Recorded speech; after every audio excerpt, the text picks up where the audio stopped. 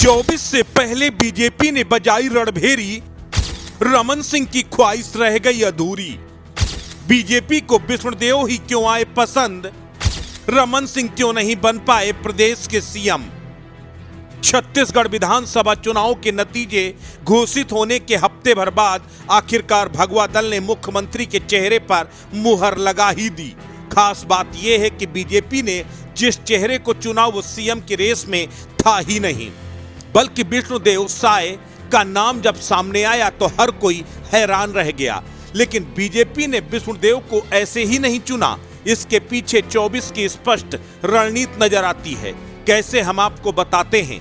पहला बड़ा कारण तो यही है कि विष्णुदेव साय प्रदेश की राजनीति का एक बड़ा आदिवासी चेहरा है। ये बात तब और अहम हो जाती है जब राज्य में आंकड़ों के लिहाज से राज्य में आदिवासी आबादी सबसे ज्यादा हो। अजीत जोगी के बाद छत्तीसगढ़ में इस समुदाय से कोई दूसरा मुख्यमंत्री नहीं बना था। ऐसे में बीजेपी ने इस बार राज्य को आदिवासी मुख्यमंत्री देकर पूरे देश में बड़ा मैसेज देने की कोशिश की है। दूसरी बात उनके राजनीतिक अनुभव से जुड़ी है। विष्णुदेव साय 1980 से बीजेपी के साथ काम कर रहे हैं।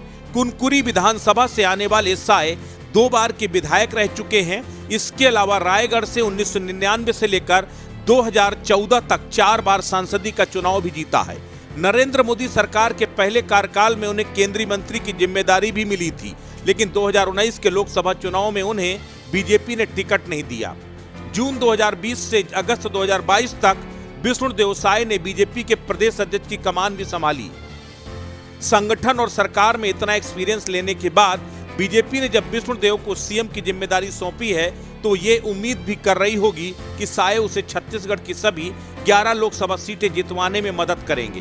बीजेपी आश्वस्त इसलिए भी है क्योंकि पार्टी को मजबूत करने के लिए विष्णुदेव साय ने काफी काम किया है, यानी कि छत्तीसगढ़ में उनकी जमीनी स्तर पर पकड़ काफी मजबूत है। बीजेपी ने मुख्यमंत्री के साथ साथ 2 डिप्टी सीएम के नाम का ऐलान भी किया है। अरुण साव और विजय शर्मा ये जिम्मेदारियां संभालेंगे। साहू समाज से आने वाले अरुण साव की पहचान ओबीसी वर्ग से आने वाले बड़े नेता के तौर पर की जाती है। पिछले साल ही बीजेपी ने उन्हें प्रदेश अध्यक्ष की जिम्मेदारी दी थी। उससे पहले उन्होंने 2019 के लोकसभा चुनाव में बिलासपुर से सांसदी का चुनाव भी जीता था। वहीं विजय शर्मा छत्तीसगढ़ में बीजेपी के प्रदेश महासचिव हैं।